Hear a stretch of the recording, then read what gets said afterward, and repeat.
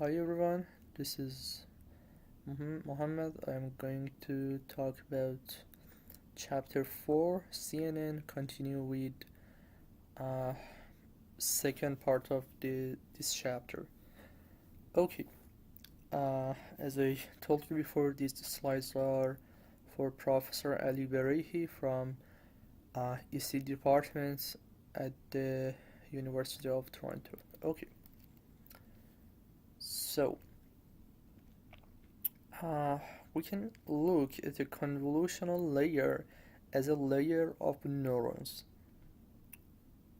You can see that we have converted this x1 to x9 to double to uh, we have fed them into this neural network, and the outputs became y1 to y4.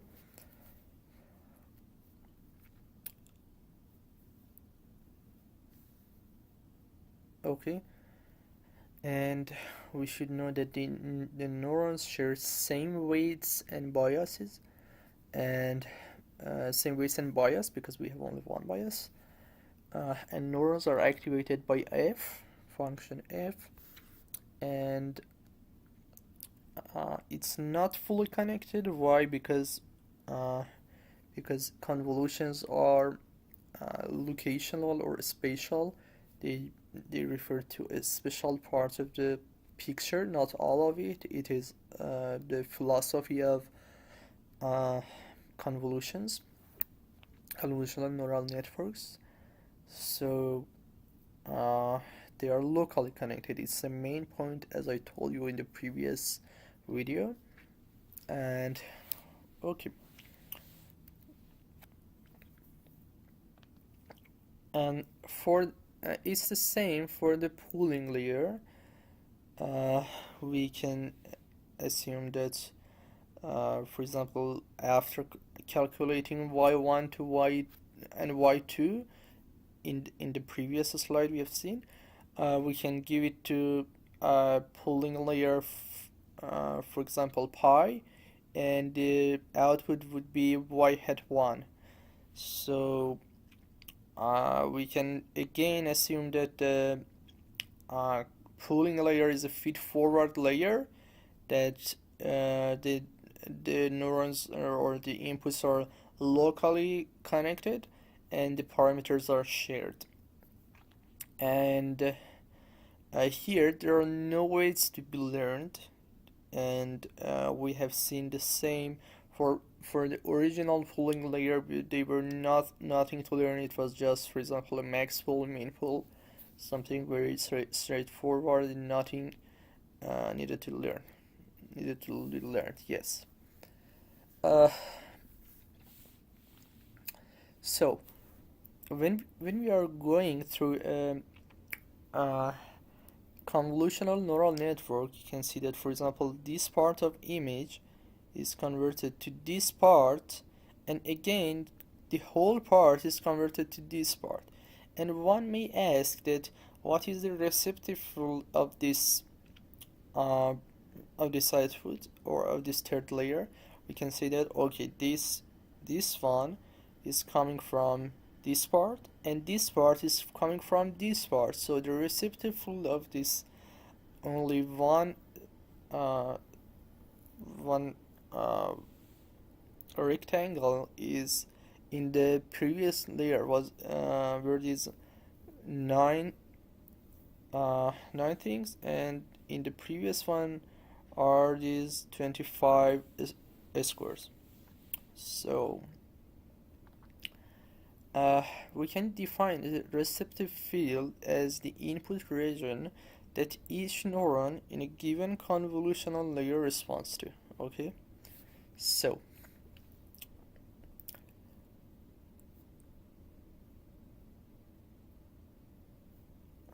okay, and for first layer, receptive field is easy because it's simply the place where the filter uh, screen. But when we go deeper into layers, the actual receptive field cannot be immediately seen, and it should be calculated. And uh, yes, and the receptor field increases as we go deeper, and um, okay, and if you have larger filters, the receptor field increases because there are more uh, number of pixels that are affected by our filter, so the receptor field would increase, and the other way, I mean the smaller filters means that the less receptor field that we have. Okay. Uh, yes, and you may ask what is the use case of receptive field, and the answer is something more intuitional. It helps us uh, build intuition, and when we go deep, we would see that, for example, some neurons may understand some edge parts or some specific parts of the picture, and it comes from the receptive field. Okay.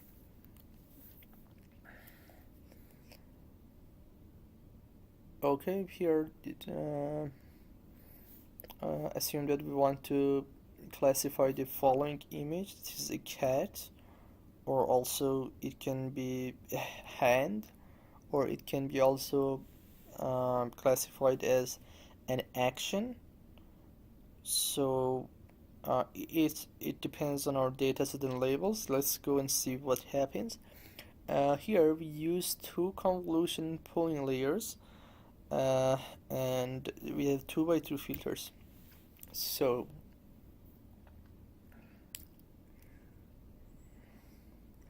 okay, the first layer of our convolution extracts features of small region of input image. So uh, yes, for example, you can see at this orange feature map, that is the very first feature in this picture that we can see. And uh, yes, you can see that, for example, this red one is calculated from these 4 red ones. Okay, and we can understand that the neuron corresponding to this feature is looking locally at these 4 inputs. Okay, so and if you go deeper, for example, if you go into the next layer, we can see that this one is coming from these 4, and these 4 are coming from these 16 pixels. So uh, the the green feature map is looking at a larger region of input image, but it extracts the features of this region through the features extracted via the orange feature map. Okay, I think it's clear. Uh, so we understood that the deep CNN extract gradually the features of input. So we understand why do we need the convolutions to be sequential and deep. You may understand that why not only one layer of CNN is enough for understanding the um, features and creating a good feature map. Okay, and in the first layer we extract features of small regions, but as we gradually go deeper, the region is expanded, and you should know that the deeper layers look at high level features.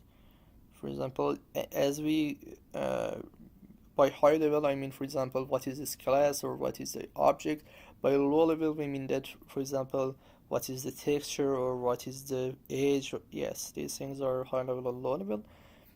Okay, uh, and first layer has small filters. Small filters lead to large feature maps, but as we go deeper in the CNN, filters get a bit larger, and the larger filters return smaller feature maps, and the number of output channels is increased as we go deeper.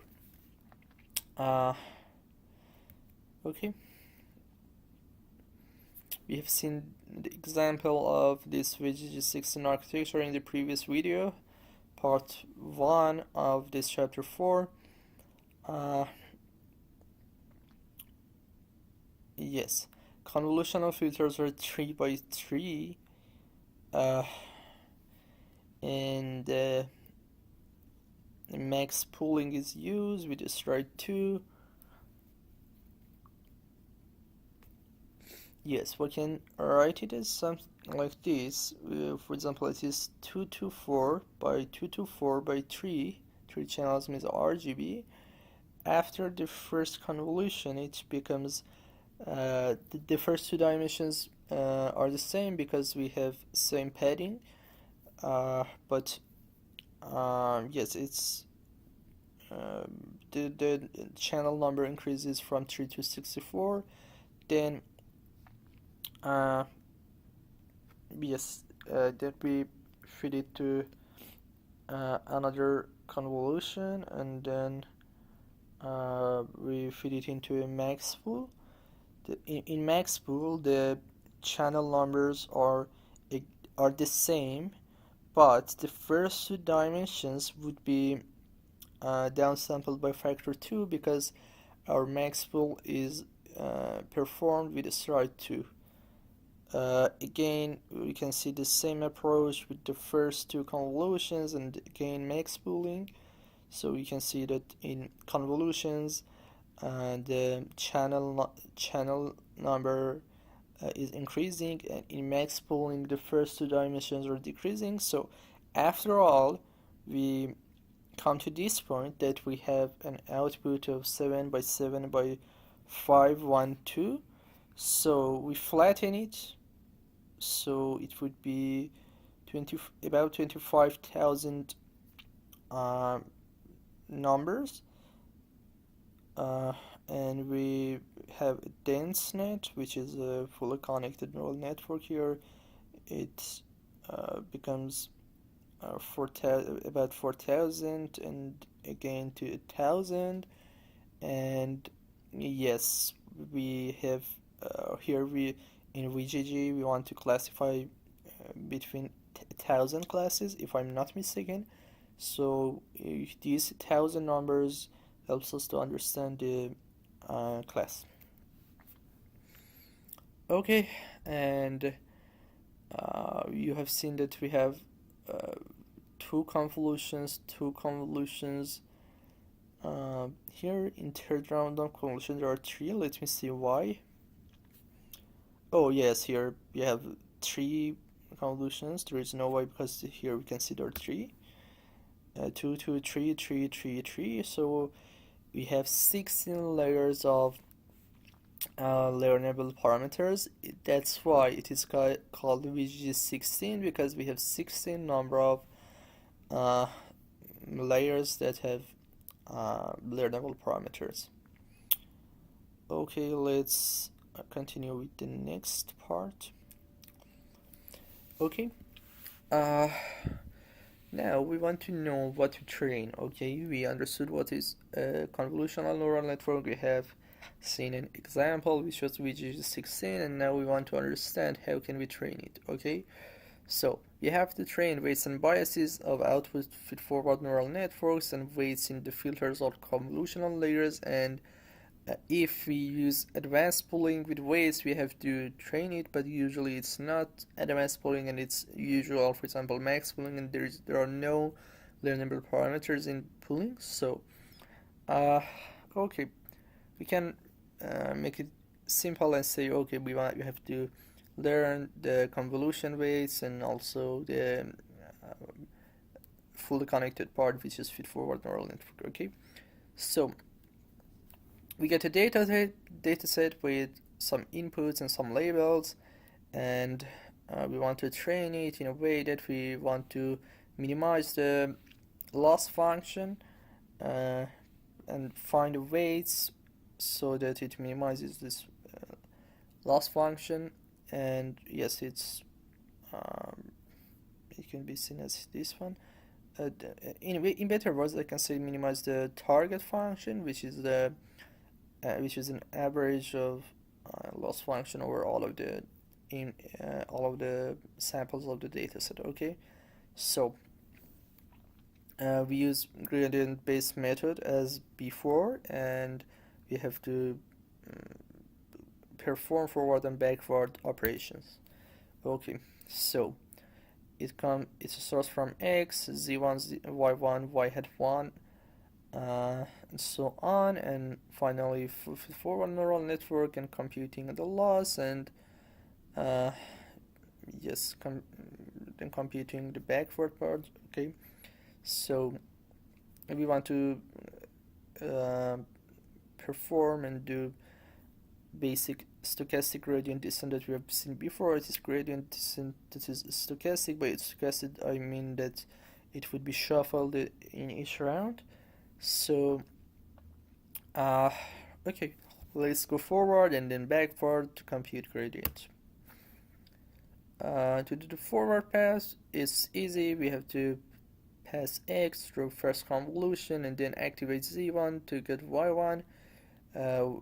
Then pull entries of Y1 and get Y hat 1, and blah blah, and after that we flatten pass forward through the output feed-forward neural network.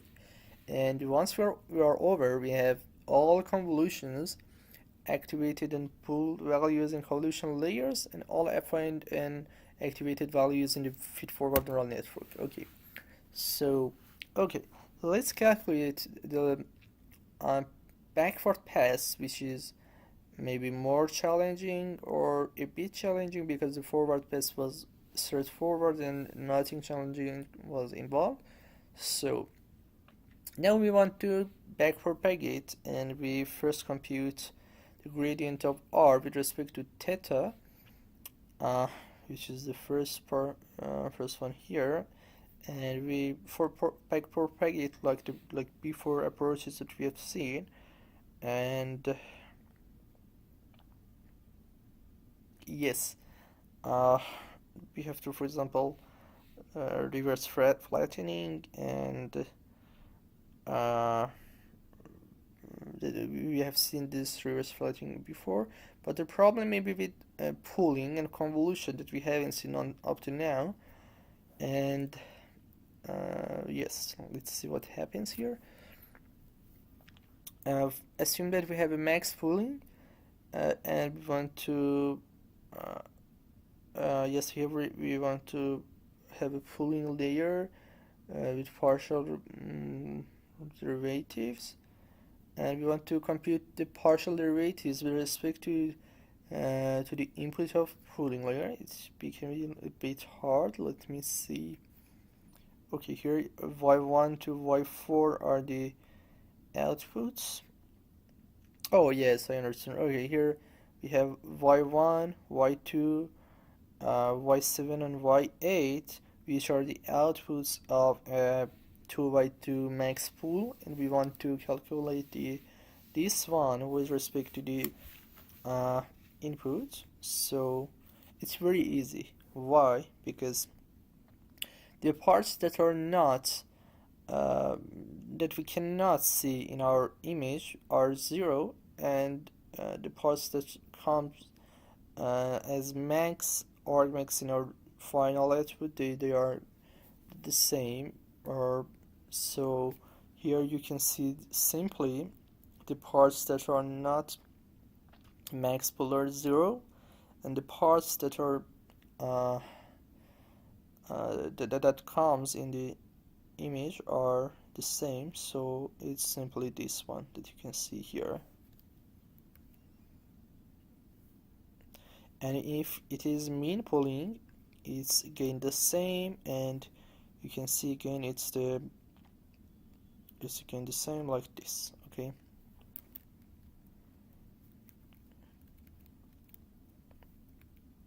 So depending on pooling function, backpropagation can be different. Okay, and let's see what about convolution and activation. Uh,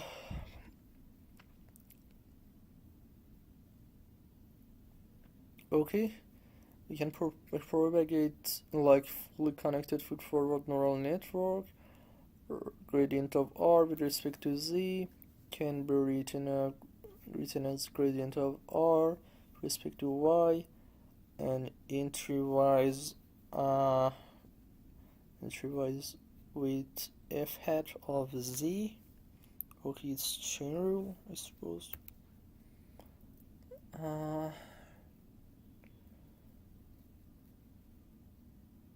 Okay, here we have an example. Okay, we can rewrite this sum as the chain rule. Yes. Okay, it's easy, I think. The gradient of R respect to x1 can be written as a chain rule here, and yes, finally it becomes this one. Yes.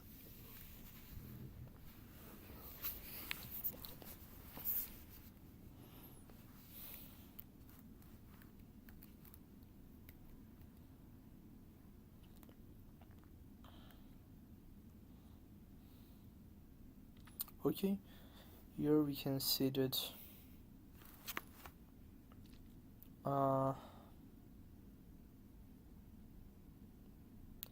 if we want to backpropagate a convolutional layer, we convolve the output gradient with the filter being reversed up to down and right to left to match the dimension, and we simply apply zero padding.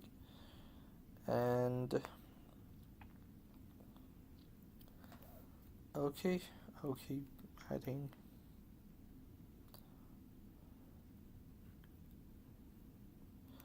and one challenging or one question can be the case that the dimensions can do not match, that it happens if the stride is different from one, and we can do resampling here, and if we did not use zero padding in the forward convolution, and in this case we also can do zero padding so they can match. And let's talk about the gradient with respect to filter itself.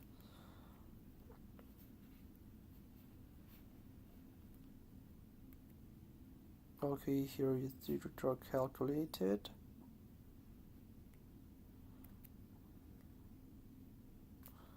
So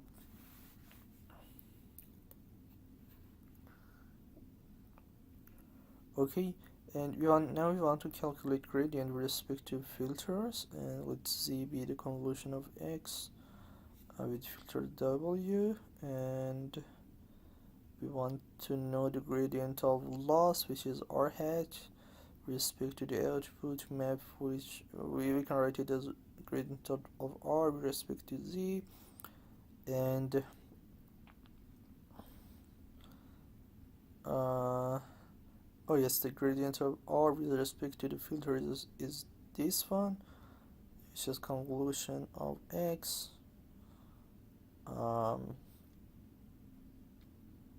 with the filter. Oh, it's got a bit hard with the filter of gradient of R hat with respect to Z. Okay, yes, that's it. Yes, that's what we've seen in the previous slide. That's okay, I think. Okay, and we have checked for 2D case, but for multi-channel case it's the same, because we can simply perform chain rule and nothing is would be different. Okay, so yes, we can do this chain rule and we can sum up. That's nothing hard here. So you can see here the results for multi-channel, for example, C-channel tensor, that there are something concatenated together.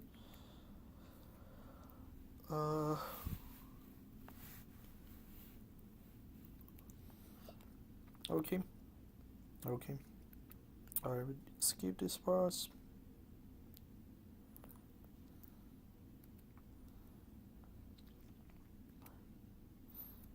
Because I think these are not that much important and a bit hard, honestly. And yes. Okay. As a summary, we can perform backpropagation through a convolution layer with C input channels and a K output channels. And how we can do this? We can multiply output gradient interwise with derivative of activation function, and then convolve output gradient with C different K channel filters. And for this, how can we calculate these C different K channel filters? They're computed by rearranging the K forward filters. We have seen K here, okay. And to compute the gradient with respect to weights of channel C in filter K, we have to convolve channel C of input tensor with channel K of output gradient, okay. And if we do not have stride 1, we want to we can rewrite or decompose them as a convolution or pooling with stride 1 plus a resampling unit. So the only point that is left here is to learn how to backpropagate through a resampling unit, okay. We know that the downsampling is like this. For example, here we downsample by factor 2. So here x1, x3, x7, and x9. So if we want to write the chain rule here, the parts that are still there are they still remain, but the parts that disappeared because of downsampling, they would be 0. So the gradient, yes, so the gradient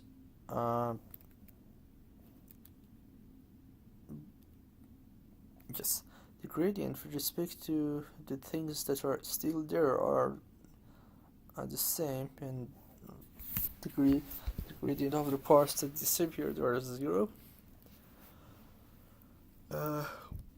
And what about upsampling? If we upsample by 0 upsampling, we can see that if we calculate the gradient, it would be this, okay. So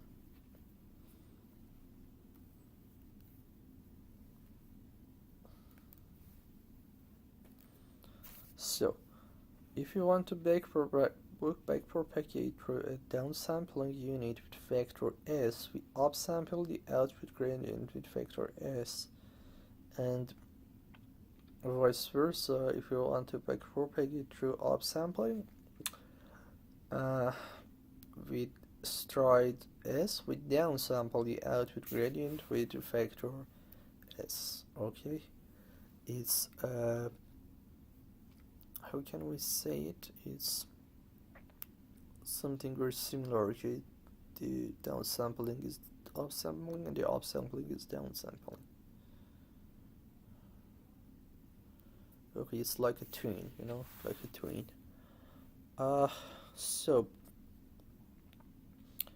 as a summary, in forward we do forward, pull, convolution, upsample, and downsample, and in backward we do backward defining, backward following with switches convolution, convolution with reverse filters, downsampling and upsampling. Okay.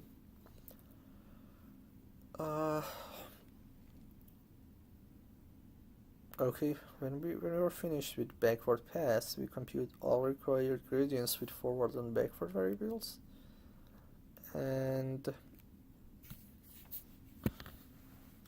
if we want to perform a better, if we want to have a better network with more advanced techniques like dropout and regularization to reduce the impact of overfitting, to have input normalization, to improve training with unbalanced datasets, or patch normalization to make the training more stable against future variations, or data preprocessing to clean, and these techniques are the same as we talked about them in feed-forward neural networks, and nothing is new here. The operations we have been talking about were convolution operations that are 2D. We can also have 1D convolutions that this filter only slides in one direction, for example left to right or up to down, especially in audio data, where we slide the filter over time, because it is left to right as time goes from left to right. We have also 3D convolutions, left to right, up to down, and also front to back, which are useful in 3D images, like 3D medical images of brain. And finally, you can see some illustrations and illustrated examples of 1D convolution, 2D convolution, and 3D convolution that we talked about them. And also there are other types like depth-wise convolution. Yes, there are some differences with these with the other forms of convolutions, but we can assume that all of them slide over input with some filter. Okay, so I think we are finished with chapter 4, convolutional neural networks. It was a little bit frustrating and hard maybe for you to follow. Thank you for following, and yes, that's it. Goodbye.